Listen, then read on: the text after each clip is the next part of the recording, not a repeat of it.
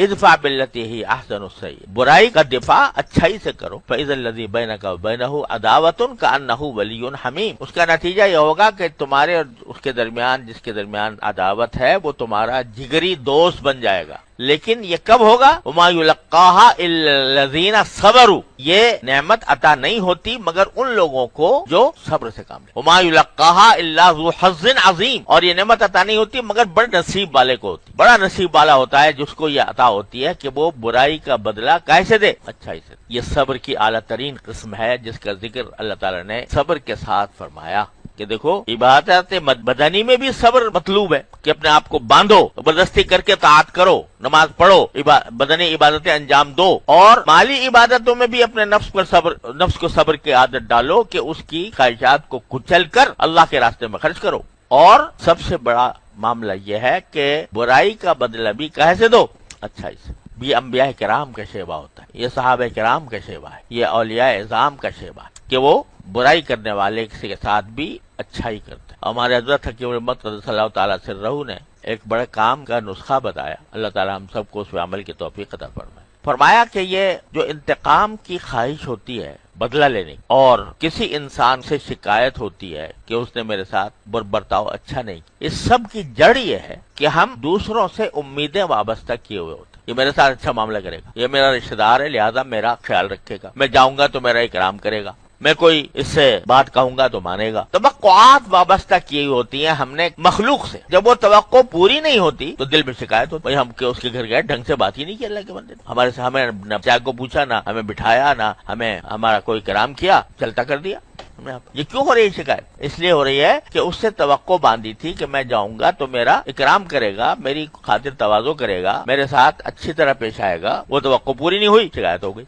अगर कोई आदमी, अल्लाह ताला ऐसा बना हम सबको बना दे कि मखलूक से कोई तवक्को ही ना रखो, किसी से भी, और जो काम करो अल्लाह के लिए करो। अगर किसी से मिलने जा रहे हो तो वो भी अल्लाह के लिए जाओ कि ये मेरा रिश्तेदार है, इसके मेरे ऊपर हुकूक है, मैं जा रहा हूँ। इसके लिए नहीं बल्कि इसके पैदा करने वाले कि उसने सिले रहमी का मुझे हुक्म, इसलिए जा रहा हूँ। जब उसके लिए जा रहे हो, वो अगर आपको रद्द कर दे तो बेशक रंज होना चाहिए, लेकिन जिसके लिए जा रहे हो उसने तो कबूल कर लिया तुम्हारा आना। जब उसने कबूल कर लिया मकसद हासिल हो। दूसरा इकराम करता है नहीं करता, खातिर तवाज़ो करता है नहीं करता, वो जाने, उसका काम जाने, उसका मामला उसके अल्लाह के साथ। तो सारी नाराजियों की जड़ जो है वो गैरुल्लाह से तवक्कुआत वाबस्ता करना, अल्लाह के अलावा सारे मशरब तवक्कुआत वाबस्ता की, तो उसकी वजह से ये खराब हो रही है। इयादत के लिए किसी के जाना है तो काहे के लिए होना चाहिए? अल्लाह जल्ल जलालू की रजा की खातिर हो। क्या इयादत का सवाब यह है कि जब तक आदमी बंदा किसी की इयादत करने के लिए जा रहा होता है, जितना वक्त उसमें लगाता है, 70,000 फरिश्ते उसके लिए दुआ करते। अब अगर कोई ये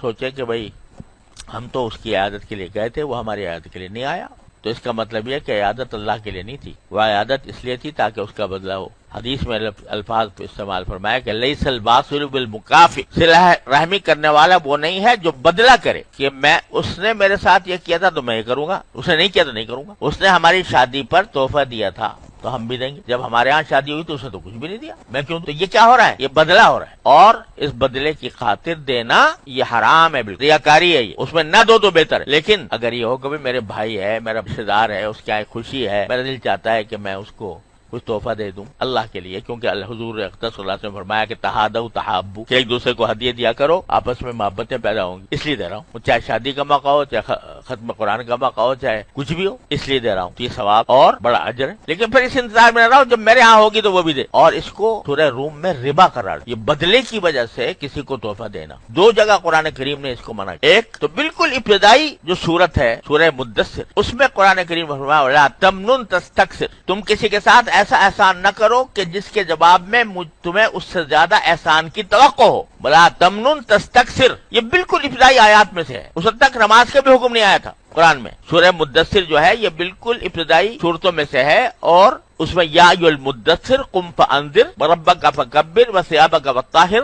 वरुज्ज फहजुर वला तमनुन तस्तक्सिर, بالکل ابتدائی، جس میں توحید کا بیان ہو رہا ہے، جس میں شرک کو چھوڑنے کا حکم آ رہا ہے، اسی کے ساتھ ساتھ یہ آ رہا ہے کسی کے ساتھ احسان کا معاملہ اس نیت سے مت کرو کہ وہ تمہیں بدلے میں اس سے زیادہ احسان کرے۔ پہلے احکام اسلام کے بالکل ابتدائی احکام، اور دوسرے سورہ روم میں ایک تفسیر کے مطابق جو ربا کا لفظ استعمال ہوا ہے وہ اسی نیوتے کے لیے آئے، وما آتیتم من ربا لیربو فی اموال الناس فلا یربو عند اللہ وما آتیتم من زکاۃ تريدون وجه اللہ فاولئک هم المضعفون۔ ما آتیتم من ربا لیربو فی اموال الناس، یہ جو تم سود کا معاملہ کر رہے ہو، یہ سود ہے کہ میں نے آج فلاں کی شادی پر اتنے پیسے دیے تھے، جب میری ہوگی تو یہ مجھے اس سے زیادہ، یہ سود، اس کو ربا قرار دو۔ تو پیسے تو دونوں صورتوں میں جا رہے ہیں، لیکن ایک صورت یہ ہے کہ اللہ کی رضا کے لیے خرچ کر دو، جس کا نتیجہ یہ ہونا چاہیے کہ اس کے مقابلے کا بدلے کی توقع نہ، اور جہاں بدلہ آ گیا تو بس اخلاص ختم، اخلاص ختم تو ثواب ختم، بلکہ ریاکاری کا گناہ لازم آ گیا، نہیں دوں گا تو ناک کٹ جائے گی۔ تو اب دینا کس لیے؟ مخلوق کے لیے، اور مخلوق کے لیے کوئی کام کرنا یہ شرک کی ایک قسم ہے۔ لہذا قرآن کا جو ارشاد ہے وَيَدْرَؤُونَ بِالْحَسَنَةِ السَّيِّئَةَ، صبر کرنے والے کا کام یہ ہونا چاہیے کہ برائی کا جواب بھی وہ اچھا